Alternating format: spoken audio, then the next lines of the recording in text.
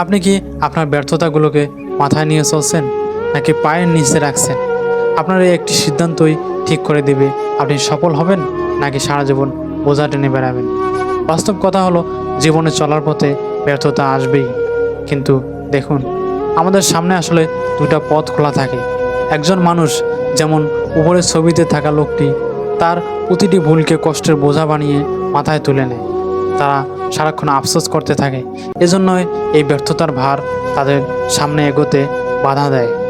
অন্যদিকে সফল মানুষেরা তাদের ব্যর্থতাগুলোকে অবিকল একই রকম দ্বিতীয় ছবির মতো লাল ইটের মতো পায়, কিন্তু পার্থক্য হলো তারা সেগুলোকে মাথায় না নিয়ে পায়ের নিচে রাখে। তাদের কাছে প্রতিটি ফেল হলো এক একটি অভিজ্ঞতা। তারা ভুল থেকে শিক্ষা নিয়ে সেটাকে পরের ধাপের সিঁড়ি হিসেবে ব্যবহার করে। তারা জানে যত বেশি ভুল হবে তারা তত বেশি সাফল্যের দিকে আগাবে। মনে রাখবেন, ব্যর্থতা আপনাকে ডুবিয়ে দেবে নাকি উপরে তুলবে তা সম্পূর্ণ নির্ভর করে আপনার উপর।